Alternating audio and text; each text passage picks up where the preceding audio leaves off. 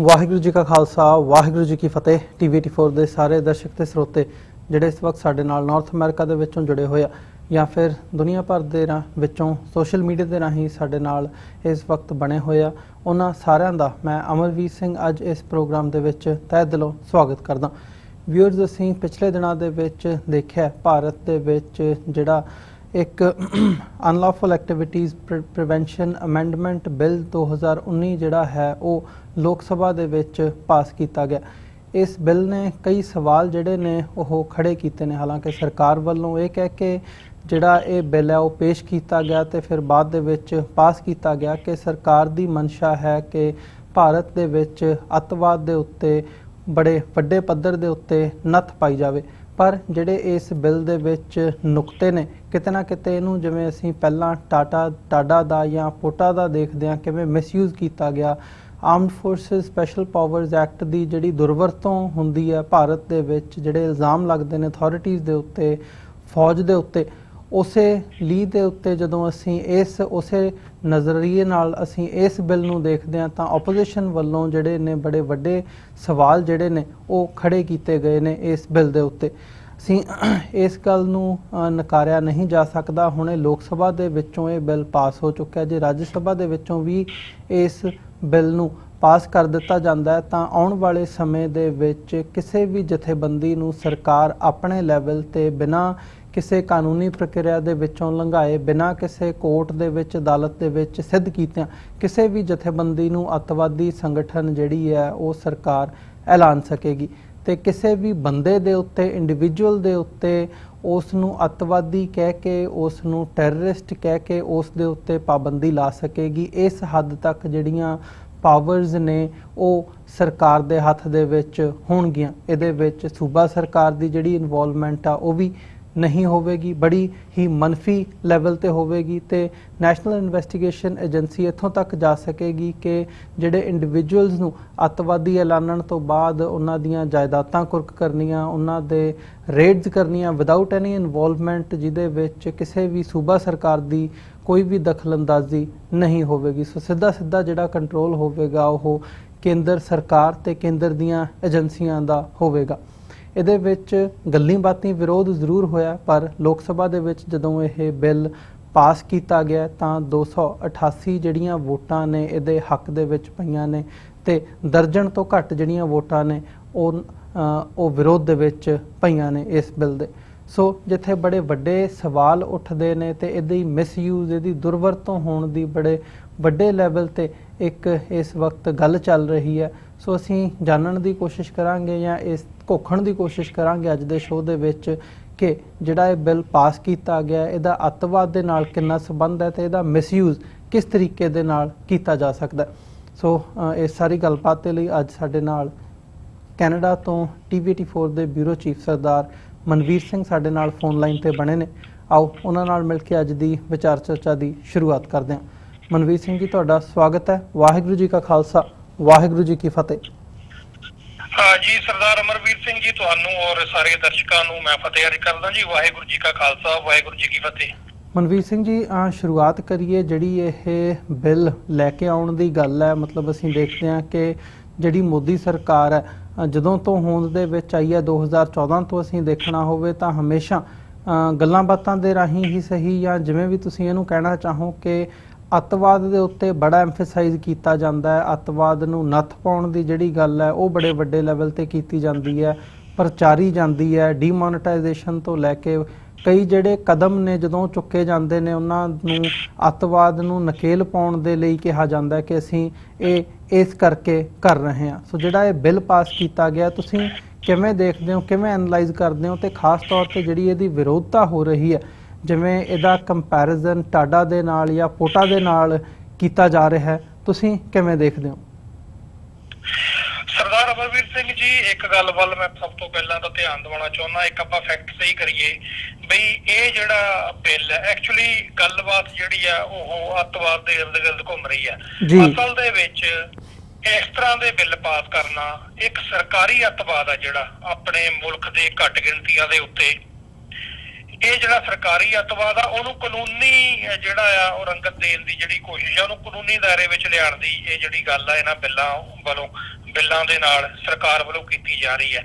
ਅਸਲ ਦੇ ਵਿੱਚ ਜੇ ਭਾਰਤ ਦੇ ਵਿੱਚ ਵੇਖਣਾ ਹੋਵੇ, ਜਿੱਥੇ ਤੱਕ ਮੈਂ ਸਮਝਦਾ ਜਾਂ ਹੋਰ ਮਨੁੱਖੀ ਅਧਿਕਾਰ ਜਥੇਬੰਦੀਆਂ ਨੇ ਸਾਰੇ ਦੁਨੀਆ ਦੇ ਵਿੱਚ ਕੰਮ ਕਰਨ ਵਾਲੀਆਂ, ਜਿੱਥੇ ਤੱਕ ਉਹਨਾਂ ਦਾ ਨਜ਼ਰੀਆ ਭਾਰਤ ਦੇ ਵਿੱਚ ਅੱਤਵਾਦ ਨਾਂ ਦੀ ਕੋਈ ਵੀ ਚੀਜ਼ ਨਹੀਂ ਹੈ। ਜੇ ਉਹ ਹੈ ਤਾਂ ਸਰਕਾਰੀ ਹਵਾਲੇ ਨਾਲ ਆ, ਕਿਉਂਕਿ ਭਾਰਤ ਦੇ ਵਿੱਚ ਘੱਟ ਗਿਣਤੀਆਂ ਦੇ ਉੱਤੇ ਜ਼ੁਲਮ ਕਰਨ ਨੂੰ ਜਿਹੜਾ ਬਹਾਨਾ ਬਣਾਇਆ ਜਾ ਰਿਹਾ ਉਹ ਅੱਤਵਾਦ ਦਾ ਬਣਾਇਆ ਜਾ ਰਿਹਾ। ਅਸਲ ਦੇ ਵਿੱਚ 1947 ਤੋਂ ਹੀ ਇਸ ਮੁਲਕ ਦੇ ਅਖੌਤੀ ਆਜ਼ਾਦੀ ਤੋਂ ਬਾਅਦ ਹੀ ਜਿਹੜਾ ਹਿੰਦੂਤਵ ਦਾ ਗਲਬਾ, ਬਹੁਤ ਗਿਣਤੀ ਦਾ ਜਿਹੜਾ ਗਲਬਾ, ਉਹ ਜਿਹੜਾ ਅੱਤਵਾਦ ਆ ਉਹ ਆਪਣੇ ਮੁਲਕ ਦੀਆਂ ਘੱਟ ਗਿਣਤੀਆਂ ਦੇ ਉੱਤੇ ਕਰ ਰਿਹਾ ਸਰਕਾਰੀ ਮੁਖੌਟੇ ਦੇ ਵਿੱਚ। ਔਰ ਜਿੱਥੇ ਤੱਕ ਇਸ ਨਵੇਂ ਬਿੱਲ ਦੀ ਗੱਲ ਹੈ, ਘੱਟ ਤੋਂ ਘੱਟ ਸਿੱਖਾਂ ਲਈ ਇਹ ਬਿੱਲ ਜਿਹੜਾ ਜਾਂ ਮੁਸਲਮਾਨਾਂ ਲਈ ਜਿਹੜਾ ਇਹ ਬਿੱਲ ਹੈ ਇਹ ਨਵਾਂ ਨਹੀਂ ਹੈ।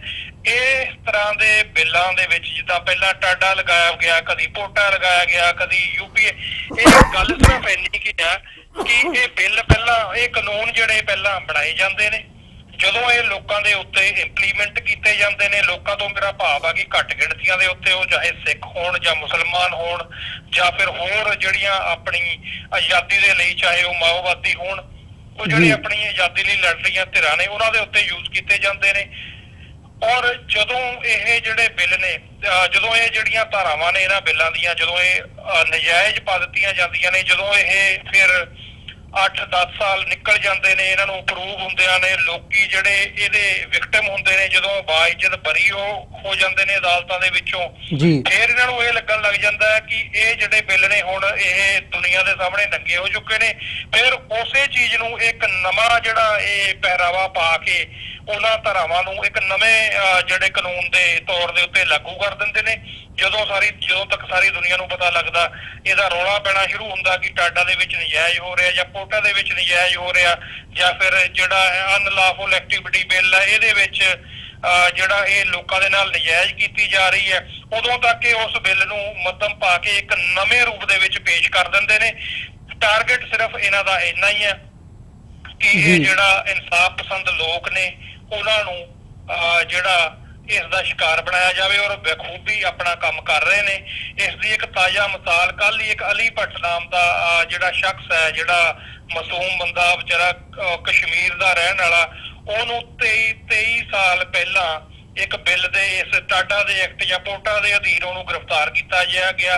23 ਸਾਲ ਲੱਗ ਗਏ ਅਦਾਲਤ ਦੇ ਵਿੱਚ ਉਸ ਬੰਦੇ ਨੂੰ ਆਪਣੀ ਬੇਗੁਨਾਹੀ ਸਾਬਤ ਕਰਨ ਦੇ ਲਈ, ਔਰ ਬੇਗੁਨਾਹੀ ਸਾਬਤ ਕਰਨ ਤੋਂ ਬਾਅਦ 23 ਸਾਲਾਂ ਦੇ ਬਾਅਦ ਆਪਣੀ ਸਾਰੀ ਜਵਾਨੀ ਉਹ ਜੇਲ੍ਹ ਦੇ ਵਿੱਚ ਗਾਲ ਕੇ ਜਦੋਂ ਆਪਣੇ ਘਰ ਪਹੁੰਚਿਆ ਕਿ ਆਪਣੇ ਮੈਂ ਮਾਂ-ਬਾਪ ਨੂੰ ਮਿਲਾਂ, ਤੇ ਅੱਜ ਉਹਦੀ ਜਿਹੜੀ ਵੀਡੀਓ ਸੀ ਉਹ ਸੋਸ਼ਲ ਮੀਡੀਆ ਦੇ ਉੱਤੇ ਦੇਖ ਕੇ ਹੰਝੂ ਕਰਦੇ ਸਨ, ਕਿਵੇਂ ਉਹ ਆਪਣੇ ਮਾਂ ਤੇ ਬਾਪ ਦੀਆਂ ਕਬਰਾਂ ਦੇ ਉੱਤੇ ਲਿਟ ਕੇ ਰੋ ਰਿਹਾ।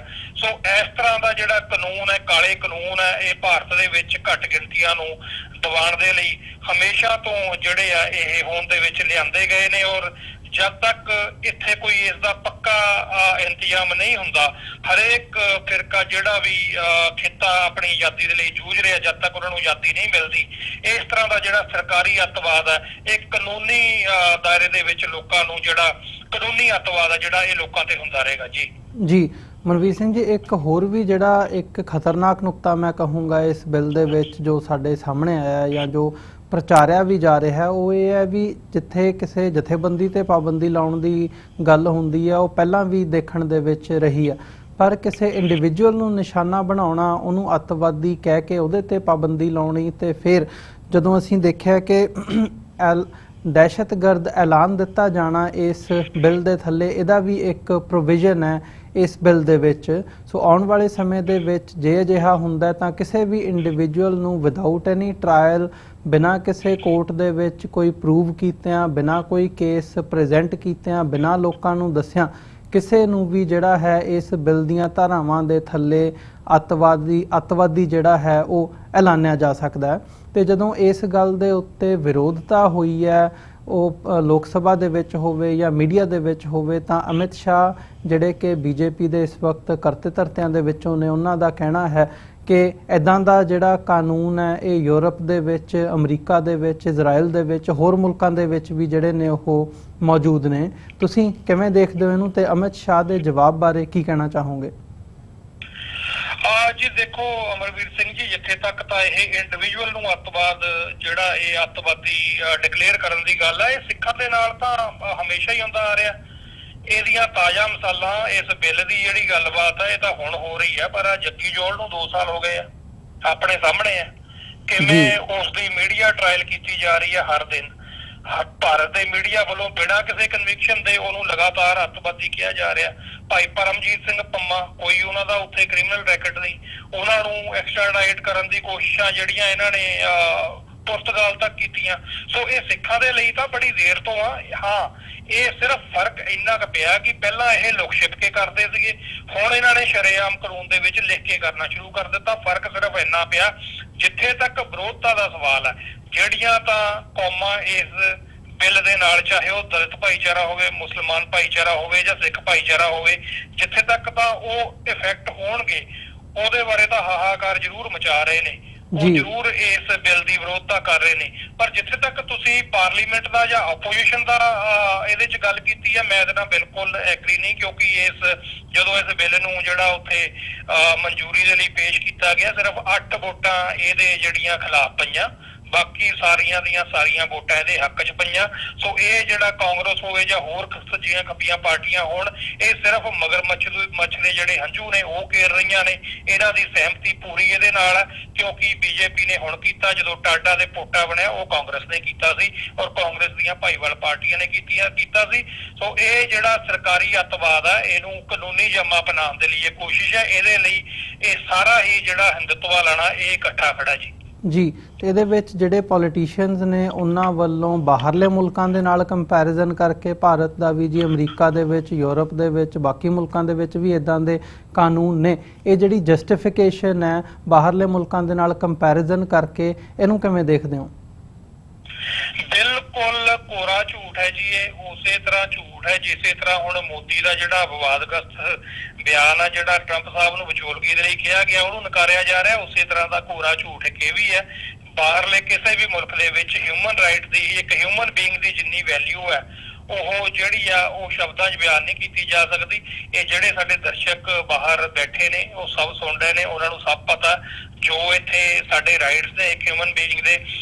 ਹੁਣ ਤੁਸੀਂ ਦੱਸੋ ਵੀ ਜੇ ਕੋਈ ਵਾਕਿਆ ਹੀ ਟੈਰਰਿਜ਼ਮ ਦੀਆਂ ਜਿਹੜੀਆਂ ਗਤੀਵਿਧੀਆਂ ਦੇ ਵਿੱਚ, ਐਕਸ਼ਨ ਦੇ ਵਿੱਚ ਸ਼ਾਮਲ ਆ, ਉਦੋਂ ਤਾਂ ਇਸ ਕਟਹਿਰੇ ਦੇ ਵਿੱਚ ਰੱਖਿਆ ਜਾ ਸਕਦਾ। ਪਰ ਆਪਣੀ ਆਜ਼ਾਦੀ ਦੀ ਮੰਗ ਕਰਨ ਵਾਲੀਆਂ ਜਥੇਬੰਦੀਆਂ, ਉਹ ਚਾਹੇ ਜਿਹੜਾ ਕਿਊਬਕ ਦੇ ਵਿੱਚ, ਕੈਨੇਡਾ ਦੇ ਵਿੱਚ ਕਿਊਬਕ ਦੀ ਆਜ਼ਾਦੀ ਦੀ ਗੱਲ ਹੋਵੇ, ਕਦੀ ਕਿਸੇ ਨੂੰ ਅੱਤਵਾਦੀ ਨਹੀਂ ਲਾਣਿਆ ਗਿਆ ਗਵਰਨਮੈਂਟ ਵੱਲੋਂ। ਇੱਥੇ 2 ਵਾਰ ਰੈਫਰੈਂਡਮ ਹੋ ਚੁੱਕਾ, ਕਦੀ ਕਿਸੇ ਨੇ ਇਹ ਨਹੀਂ ਕਿਹਾ ਕਿ ਇੱਥੇ ਅੱਤਵਾਦੀ ਰਹਿੰਦੇ ਨੇ ਕਿਊਬਕ ਦੇ ਵਿੱਚ। ਸਕਾਟਲੈਂਡ ਦੇ ਵਿੱਚ ਜਿਹੜਾ ਉਹ ਹੱਕ ਦਿੱਤਾ ਗਿਆ। ਸੋ ਇਹ ਸਾਰੀਆਂ ਮਨਘੜਤ ਗੱਲਾਂ ਨੇ, ਇਸ ਤਰ੍ਹਾਂ ਦੀ ਕੋਈ ਗੱਲ ਨਹੀਂ ਹੈ। ਇਹ ਸਿਰਫ ਆਪਣੇ ਆਪ ਨੂੰ ਬਚਾਉਣ ਦੇ ਲਈ। ਔਰ ਜਿਹੜਾ ਬੰਦਾ ਕਹਿ ਰਿਹਾ ਅਮਿਤ ਸ਼ਾਹ ਵਰਗਾ, ਇਹ ਸਭ ਤੋਂ ਵੱਡੇ ਟੈਰਰਿਸਟ ਇਹ ਨੇ। ਇਹਨਾਂ ਨੂੰ ਤਾਂ ਆਪ 11 ਸਾਲ ਮੋਦੀ ਨੂੰ ਤੇ ਇਹਨੂੰ ਕਿਸੇ ਨੇ ਵੀਜ਼ਾ ਨਹੀਂ ਦਿੱਤਾ ਬਾਹਰਲੇ ਵੈਸਟਰਨ ਕੰਟਰੀ ਦੇ ਵਿੱਚ, ਕਿਉਂਕਿ ਇਹਨਾਂ ਦੇ ਆਪਣੇ ਜਿਹੜੇ ਹੱਥ ਨੇ ਉਹ ਘੱਟ ਗਿਣਤੀਆਂ ਦੇ ਖੂਨ ਦੇ ਨਾਲ ਰੰਗੇ ਹੋਏ ਨੇ। ਔਰ ਇਹਦਾ ਜਵਾਬ ਆ ਜਿਹੜੇ ਇਹਦੇ ਬਿਆਨ ਦਾ, ਮੈਂ ਸਮਝਦਾ ਕਿ ਇਹ ਤਾਜ਼ਾ ਗੱਲ ਆ, 2-4 ਦਿਨ ਦੇ ਵਿੱਚ ਵੱਡੇ ਜਿਹੜੇ ਮੀਡੀਆ ਅਦਾਰੇ ਨੇ ਉਹਨਾਂ ਦੇ ਵਿੱਚ ਪ੍ਰਕਾਸ਼ਿਤ ਹੋ ਜਾਏਗਾ ਜੀ। ਤੇ ਇਹਦੇ ਵਿੱਚ ਜੇ ਇਹ ਬਿੱਲ ਹੁਣ ਜਿਵੇਂ ਲੋਕ ਸਭਾ ਦੇ ਵਿੱਚ ਪਾਸ ਹੋਇਆ ਤੇ ਰਾਜ ਸਭਾ ਦੇ ਵਿੱਚੋਂ ਪਾਸ ਹੁੰਦਾ, ਕਾਨੂੰਨ ਬਣਦਾ, ਤਾਂ ਆਉਣ ਵਾਲੇ ਸਮੇਂ ਦੇ ਵਿੱਚ ਜਿਸ ਹਿਸਾਬ ਨਾਲ ਸਰਕਾਰ ਇਸ ਨੂੰ ਲੈ ਕੇ ਪਰਸਿਊ ਕਰ ਰਹੀ ਹੈ ਜਾਂ ਅੱਤਵਾਦ ਖਤਮ ਕਰਨ ਦੇ ਨਾਂ ਥੱਲੇ ਜਿਹੜੇ ਕਦਮ ਪੁੱਟੇ ਜਾ ਰਹੇ ਨੇ, ਉਹਨਾਂ ਦੀ ਜਿਹੜੀ ਇੰਪਲੀਮੈਂਟੇਸ਼ਨ ਹੋਵੇਗੀ, ਉਹਨੂੰ ਤੁਸੀਂ ਉਸ ਬਾਬਤ ਕੀ ਕਹਿਣਾ ਚਾਹੋਗੇ? ਕਿੰਨਾ ਕੁ ਘਾਤਕ ਨਜ਼ਰ ਆਉਂਦਾ ਸਮਾਂ ਆਉਣ ਵਾਲਾ? ਇਹ ਬਿਲਕੁਲ ਨਾਜ਼ੀਜ਼ਮ ਦੀ ਤਰਜ਼ ਦੇ ਉੱਤੇ ਸਾਰਾ ਜਿਹੜਾ ਇਹ ਘਟਨਾਕ੍ਰਮ ਹੈ ਭਾਰਤ ਦੇ ਵਿੱਚ ਵਾਪਰ ਰਿਹਾ ਜੀ। ਔਰ ਇਹ ਜਿਹੜੇ ਖਦਸ਼ੇ ਨੇ ਇਹ ਇਹਨਾਂ ਨੂੰ ਅਮਲ ਦੇ ਵਿੱਚ ਹੁਣ ਲਿਆ ਰਹੇ ਨੇ। ਪਰ ਇਹ ਜਿਹੜੇ ਖਦਸ਼ੇ ਨੇ ਮੋਦੀ ਦੇ ਜਿੱਤਣ ਤੋਂ ਪਹਿਲਾਂ ਹੀ ਜਿਹੜਾ ਆਪਣਾ ਅਦਾਰਾ TV 84 ਆ ਇਹਦੇ ਵੱਲੋਂ, ਔਰ ਹੋਰ ਵੀ ਜਿੰਨੇ ਪੰਥਕ ਜਾਂ ਫਿਰ ਹਿਊਮਨ ਰਾਈਟ ਦੀ ਗੱਲ ਨੂੰ ਸਮਝਣ ਵਾਲੇ ਜਿੰਨੇ ਵੀ ਚੈਨਲ ਨੇ, ਉਹ ਸਾਰੇ ਪਹਿਲਾਂ ਹੀ ਕਰ ਰਹੇ ਨੇ ਕਿ ਮੋਦੀ ਦਾ ਜਿਹੜਾ ਇਹ ਰਾਈਜ਼ ਹੋਣਾ ਇਸ ਖਿੱਤੇ ਦੇ ਵਿੱਚ, ਇਹ ਹਿਟਲਰ ਦਾ ਜਿਹੜਾ ਇਹ ਨਵਾਂ ਜਨਮ ਹੈ ਜੀ। ਔਰ ਇਹ ਜਿਹੜਾ ਦੁਨੀਆ ਨੂੰ ਇਸ ਅਰਾਜਕਤਾ ਵੱਲ ਜਿਹੜਾ ਧੱਕ ਰਿਹਾ, ਦੁਨੀਆ ਨੂੰ ਅਸਹਿਣਸ਼ੀਲਤਾ ਵੱਲ ਧੱਕ ਰਿਹਾ। ਔਰ ਇਹਦੇ ਸਿੱਟੇ ਜਿਹੜੇ ਨੇ ਉਹ ਸਿਰਫ ਇਕੱਲੇ ਭਾਰਤ ਦੇ ਲੋਕਾਂ ਤੋਂ ਨਹੀਂ, ਜਿਹੜੀ ਸਾਊਥ ਏਸ਼ੀਆ ਦੇ ਵਿੱਚ ਜਿੰਨੀਆਂ ਵੀ ਇੱਥੇ ਕੰਟਰੀਜ਼ ਨੇ ਉਹਨੂੰ ਭੁਗਤਣੇ ਪੈਣਗੇ। ਔਰ ਇਹ ਬੜੀ ਜਿਹੜੀ ਆ ਇਹ ਜਿਹਨੂੰ ਕਹਿੰਦੇ ਆ ਵੀ ਬੜੀ ਡਿਸਟਰੋਇਮੈਂਟ ਆ ਹਿਊਮਨ ਬੀਇੰਗਸ ਦੀ, ਉਹਦੇ ਵੱਲ ਜਾ ਰਹੀ ਹੈ। ਔਰ ਇਹਦੇ ਬਾਰੇ ਜਿਹੜਾ ਸੁਚੇਤ ਹੋਣ ਦੀ ਲੋੜ ਆ। ਔਰ ਅੱਜ ਲੋੜ ਆ ਕਿ ਸਾਰੀਆਂ ਜਿਹੜੀਆਂ ਘੱਟ ਗਿਣਤੀਆਂ ਨੇ ਜਾਂ ਆਜ਼ਾਦੀ ਪਸੰਦ ਧਿਰਾਂ ਨੇ ਉਹਨਾਂ ਨੂੰ ਇਕੱਠੇ ਹੋ ਕੇ ਬਹਿਣ ਦੀ। ਔਰ ਇਹ ਟੋਟਲ ਡਿਸਟਰਕਸ਼ਨ ਵੱਲ ਇਹ ਜਿਹੜਾ ਕਦਮ ਜਾ ਰਿਹਾ। ਔਰ ਹਿਟਲਰ ਦੀ ਤਰਜ਼ ਦੇ ਉੱਤੇ ਉੱਥੇ ਨਸਲਕੁਸ਼ੀਆਂ ਹੋਣਗੀਆਂ, ਲਿੰਚਿੰਗ ਪਹਿਲਾਂ ਹੀ ਹੋ ਰਹੀ ਹੈ। ਹੁਣ ਤਾਂ ਉਹ ਗਾਣੇ ਬਣਾ ਕੇ ਵੀ ਲਿੰਚਿੰਗ ਨੂੰ ਪ੍ਰਮੋਟ ਕਰ ਰਹੇ ਨੇ। ਇਹਨਾਂ ਦੇ RSS ਦੇ ਬੰਦੇ ਆਪਾਂ ਸਾਰੇ ਵੇਖਦੇ ਆ। ਔਰ ਮੈਂ ਇੱਕ ਗੱਲ ਜ਼ਰੂਰ ਅਮਰਵੀਰ ਸਿੰਘ ਜੀ ਇੱਥੇ ਇੱਕ ਐਡ ਕਰਨੀ ਚਾਹਾਂਗਾ, ਜਿਹੜਾ ਇਹਨੇ ਅਮਿਤ ਸ਼ਾਹ ਦੇ ਹਵਾਲੇ ਨਾਲ ਤੁਸੀਂ ਕਿਹਾ ਕਿ ਬਾਹਰਲੇ ਮੁਲਕਾਂ 'ਚ ਵੀ ਇਹ ਕਾਨੂੰਨ ਨੇ। ਵੈਸੇ ਮੈਂ ਇਸ ਗੱਲ ਨੂੰ ਰਿਲੇਟ ਕਰਨੀ ਚਾਹੁੰਦਾ ਕਿਉਂਕਿ ਸਰਦਾਰ ਸੁਖਮਿੰਦਰ ਸਿੰਘ ਹੰਸਰਾ ਵੱਲੋਂ ਇੱਕ ਚਿੱਠੀ ਲਿਖੀ ਗਈ ਸੀ ਜੀ ਇੱਥੇ ਕੰਜ਼ਰਵੇਟਿਵ ਪਾਰਟੀ ਦੇ ਹੈੱਡ ਆਫਿਸ ਦੇ ਵਿੱਚ ਕਿ ਜਿਹੜਾ ਸਟੀਫਨ ਹਾਰਪਰ ਉਹਨਾਂ ਨੇ ਪਿਛਲੇ ਦਿਨੀ ਬਿਆਨ ਦਿੱਤਾ ਸੀ ਕਿ ਖਾਲਿਸਤਾਨੀਆਂ ਤੋਂ ਅਸੀਂ ਦੂਰੀ ਬਣਾ ਕੇ ਰੱਖਾਂਗੇ, ਉਹਦੇ ਬਾਰੇ ਐਂਡਰੂ ਸ਼ੀਅਰ ਹੋਣਾ ਦਾ ਉਹਨਾਂ ਨੇ ਪੁੱਛਿਆ ਸੀ ਕਿ ਕੀ ਤੁਹਾਡਾ ਇਹਦੇ ਉੱਤੇ ਰਿਐਕਸ਼ਨ ਆ, ਕੀ ਤੁਸੀਂ ਇਹਨੂੰ ਅਪਰੂਵ ਕਰਦੇ ਹੋ। ਔਰ ਚਿੱਠੀ ਦਾ ਜਵਾਬ ਜਿਹੜਾ ਉਹ ਹਾਂ ਪੱਕੀ ਹੈ, ਨਾ ਪੱਕੀ ਹੈ। ਉਹਨਾਂ ਨੇ ਕਿਹਾ ਕਿ ਬਿਲਕੁਲ ਜਿਹੜਾ ਸਾਡਾ ਪਾਰਟੀ ਦਾ ਸਟੈਂਡ ਹੈ ਉਹ ਸਟੀਫਨ ਹਾਰਪਰ ਉਹਨਾਂ ਦੇ ਨਾਲ ਸਟੈਂਡ ਨਹੀਂ ਕਰਦਾ। ਅਸੀਂ ਕਿਸੇ ਵੀ ਪੋਲੀਟੀਕਲ ਵਿਊ ਨੂੰ ਟੈਰਰਿਜ਼ਮ ਨਾਲ ਨਹੀਂ ਜੋੜਦੇ। ਔਰ ਬਹੁਤ ਛੇਤੀ ਉਹ ਜਿਹੜੀ ਚਿੱਠੀ ਹੈ ਉਹ ਤੇ ਪ੍ਰੈਸ ਰਿਲੀਜ਼ ਹੈ ਜਿਹੜਾ ਉਹ ਕੈਨੇਡੀਅਨ ਸਿੱਖਸ ਵੱਲੋਂ ਜਿਹੜਾ ਉਹ ਪ੍ਰਕਾਸ਼ਿਤ ਕੀਤਾ ਜਾਏਗਾ, ਮੀਡੀਆ ਦੇ ਉੱਤੇ ਬ੍ਰੇਕ ਕੀਤਾ ਜਾਏਗਾ। ਸੋ ਇਹ ਵੀ ਅਮਿਤ ਸ਼ਾਹ ਦੀ ਗੱਲ ਦਾ ਇੱਕ ਵੱਡਾ ਜਵਾਬ ਹੈ ਜਿਹੜਾ 1-2 ਦਿਨ ਦੇ ਵਿੱਚ ਸਾਹਮਣੇ ਆ ਜਾਏਗਾ ਜੀ। ਤੇ ਜਿਵੇਂ ਇਹ ਸਾਰੇ ਉੱਤੇ ਅਸੀਂ ਗੱਲ ਕਰ ਰਹੇ ਹਾਂ, ਤੁਹਾਨੂੰ ਲੱਗਦਾ ਵੀ ਅਸੀਂ ਜੇ ਸਿੱਖਾਂ ਦੀ ਗੱਲ ਕਰੀਏ ਤਾਂ ਪੰਜਾਬ ਦੇ ਵਿੱਚ ਜਿਹੜੀਆਂ ਆਰਗੇਨਾਈਜੇਸ਼ਨਸ ਨੇ, ਜਥੇਬੰਦੀਆਂ ਨੇ, ਉਹ ਇਸ ਵਕਤ ਇਸ ਗੱਲ ਨੂੰ ਭਾਂਪ ਰਹੀਆਂ ਨੇ ਜਾਂ ਸਮਝ ਰਹੀਆਂ ਨੇ? ਤੇ ਜਿਵੇਂ ਤੁਸੀਂ ਸੋਲਿਊਸ਼ਨ ਦੀ ਗੱਲ ਕੀਤੀ ਹੈ ਵੀ ਇਕੱਠੇ ਹੋਣ ਦੀ ਲੋੜ ਹੈ ਤਾਂ ਕਿ ਇਸ ਆਉਣ ਵਾਲੇ ਸਮੇਂ ਦੇ ਵਿੱਚ ਜਿਹੜਾ ਇਹ ਘਟਨਾਕ੍ਰਮ ਚੱਲ ਰਿਹਾ ਹੈ ਇਹਨੂੰ ਠੱਲਣ ਦੇ ਲਈ ਕੋਈ ਯਤਨ ਕੀਤਾ ਜਾ ਸਕੇ ਸੁਹਿਰਦਤਾ ਦੇ ਨਾਲ। ਕੀ ਜਥੇਬੰਦੀਆਂ, ਆਰਗੇਨਾਈਜੇਸ਼ਨ ਜਾਂ ਪੰਜਾਬ ਦਾ ਜਿਹੜਾ ਸਿੱਖ ਹੈ ਉਹ ਸਮਝਦੇ ਹੋ ਇਸ ਲੈਵਲ ਤੇ ਅੱਜ ਹੈ ਕਿ ਆਉਣ ਵਾਲੇ ਸਮੇਂ ਦੇ ਵਿੱਚ ਇਸ ਸਭ ਦਾ ਟਾਕਰਾ ਕਰ ਸਕਦਾ ਹੈ? ਜੀ ਬਿਲਕੁਲ। ਜੇ ਇਸ ਕਿਲੇ ਨੂੰ ਤੋੜਨ ਦੀ ਤਾਕਤ ਕੋਈ ਰੱਖਦਾ ਤਾਂ ਉਹ ਪੰਜਾਬ ਹੀ ਰੱਖਦਾ, ਪੰਜਾਬ ਦਾ ਸਿੱਖ ਰੱਖਦਾ। ਇਹਦੇ 'ਚ ਕੋਈ ਦੋ ਰਾਵਾਂ ਨਹੀਂ। ਬਸ ਬਜਾਏ ਸ਼ਰਤ ਸਿਰਫ ਇੰਨੀ ਆ ਕਿ ਉਹ ਇਕੱਠੇ ਹੋਣ ਤੇ ਇਸ ਪ੍ਰੋਬਲਮ ਨੂੰ ਸਮਝਣ, ਜਿਹੜੀ ਕਿ ਸਮਝਣੀ ਸ਼ੁਰੂ ਵੀ ਕਰ ਦਿੱਤੀ ਗਈ ਹੈ।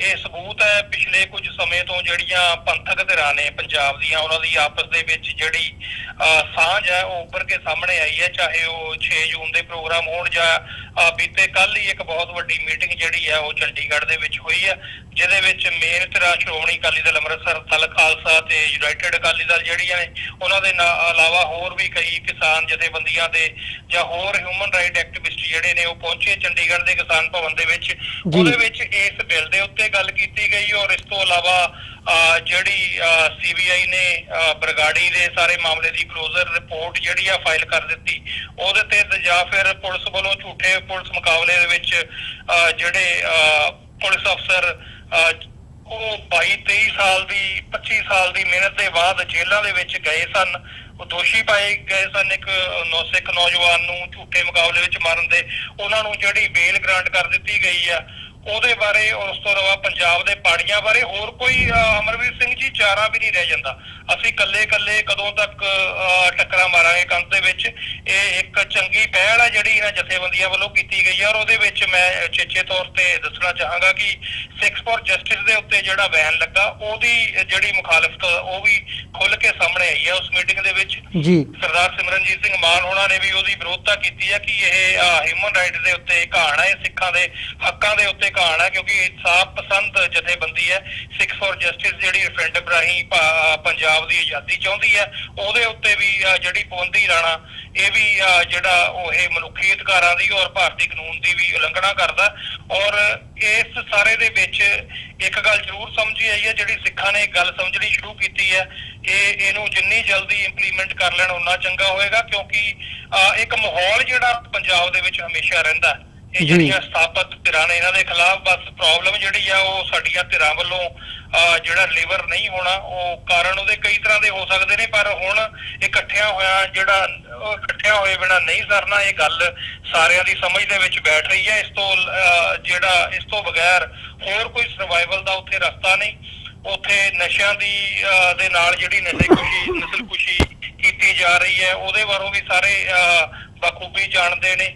ਪਾਣੀ ਦੇ ਵਿੱਚ ਜਿਹੜਾ ਪਾਣੀ ਪੰਜਾਬ ਦਾ ਖੋਹ ਕੇ ਨਸਲਕੁਸ਼ੀ ਕਿਸਾਨੀ ਦੀ ਕੀਤੀ ਜਾ ਰਹੀ ਹੈ, ਔਰ ਜਿਹੜੀਆਂ ਉੱਥੇ ਤਰ੍ਹਾਂ ਤਰ੍ਹਾਂ ਦੀਆਂ ਕੀੜੇ ਮਾਰ ਦਵਾਈਆਂ ਨੇ, ਜਿਹੜੀਆਂ ਯੂਰੀਆ ਨੇ, ਜਿਹੜੀਆਂ ਪੰਜਾਬ ਦੀਆਂ ਜਿਹੜੀਆਂ ਫਸਲਾਂ ਦੇ ਵਿੱਚ ਜ਼ਹਿਰ ਘੋਲ ਰਹੀਆਂ ਨੇ, ਉਹਦੇ ਵੱਲੋਂ ਉਸ ਵਰਤਾਂਤ ਦੇ ਨਾਲ ਜਿਹੜੀ ਨਸਲਕੁਸ਼ੀ ਪੰਜਾਬ ਦੀ ਕੀਤੀ ਜਾ ਰਹੀ ਹੈ ਉਹ ਬਾਖੂਬੀ ਸਾਰੇ ਜਾਣਦੇ ਨੇ। ਔਰ ਇਹੀ ਕਾਰਨ ਹੈ ਕਿ ਪਿਛਲੇ ਕੁਝ ਅਰਸੇ ਤੋਂ ਜਿਹੜੀ ਖਾਲਿਸਤਾਨ ਦੀ ਗੱਲ ਹੈ, ਪੰਜਾਬ ਦੀ ਧਰਤੀ ਦੇ ਉੱਤੇ ਆਜ਼ਾਦੀ ਦੀ ਗੱਲ ਹੈ ਜਿਹੜੀ, ਉਹ ਖੁੱਲ ਕੇ ਹੋਣ ਲੱਗ ਪਈ ਹੈ। ਤੇ ਇਹ ਸਾਇੰਸ ਨੇ ਕਿ ਪੰਜਾਬ ਖੜਾ ਹੋਣਾ ਚਾਹੁੰਦਾ, ਉਹ ਮੌਕਾ ਜਿਹੜਾ ਕਦੋਂ ਬਣਾ ਸਕਦੀਆਂ ਨੇ ਸਾਡੀਆਂ ਧਿਰਾਂ, ਜਾਂ ਅਸੀਂ ਕਦੋਂ ਬਣਾ ਸਕਦੇ ਆ, ਇਹ ਦੇਖਣ ਵਾਲੀ ਗੱਲ ਹੈ ਜੀ।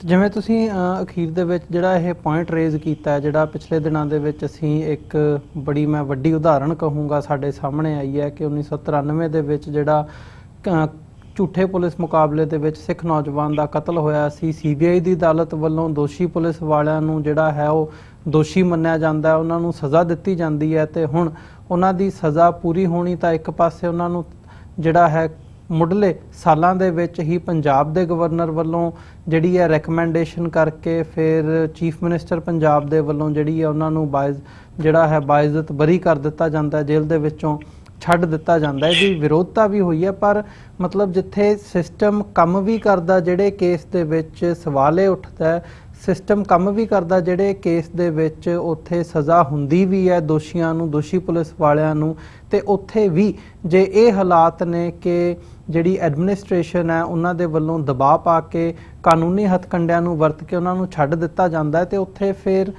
ਘੱਟ ਗਿਣਤੀਆਂ ਹੋਣ ਜਾਂ ਸਿੱਖਾਂ ਦੇ ਕੋਲ ਵਿਰੋਧ ਤੋਂ ਬਿਨਾਂ ਹੋਰ ਕੀ ਆਪਸ਼ਨ ਬਚ ਜਾਂਦੀ ਹੈ। ਵਿਰੋਧ ਹੋਇਆ ਵੀ, ਗਵਰਨਰ ਪੰਜਾਬ ਨੂੰ ਇੱਕ ਜਿਹੜਾ ਸਿੱਖ ਨੌਜਵਾਨ ਹੈ ਉਹਨੇ ਆਪਣੀ ਸਰਟੀਫਿਕੇਟ ਲੈਂਦਿਆਂ ਉਹਨਾਂ ਤੋਂ ਆਨਰ ਲੈਂਦਿਆਂ ਜਿਹੜੀ ਹੈ ਉਹਨਾਂ ਨੂੰ ਚਿੱਠੀ ਵਿਰੋਧ ਦੀ ਜਿਹੜੀ ਹੈ ਉਹ ਫੜਾ ਦਿੱਤੀ, ਖਬਰ ਵੀ ਬਣੀ ਹੈ। ਪਰ ਇਹਦੇ ਤੋਂ ਇਲਾਵਾ ਹੋਰ ਆਪਸ਼ਨ ਕੀ ਬਚਦੀ ਹੈ? ਬਿਲਕੁਲ ਅਮਰਵੀਰ ਸਿੰਘ ਜੀ, ਇੱਕ ਇਹੀ ਕਰਜ ਹੈ ਜਿਹੜਾ ਨੌਜਵਾਨੀ ਦੇ ਵਿੱਚ ਪੰਜਾਬ ਦੇ ਸਿੱਖ ਹੋਣ ਤੇ ਇਹੀ ਮਾਣ ਹੈ ਕਿ ਚੈਲੰਜ ਜਿਹੜਾ ਜੀ ਉਸ ਧਰਤੀ ਤੋਂ ਕਦੀ ਵੀ ਨਾ ਖਤਮ ਹੋਇਆ ਨਾ ਹੋਏਗਾ।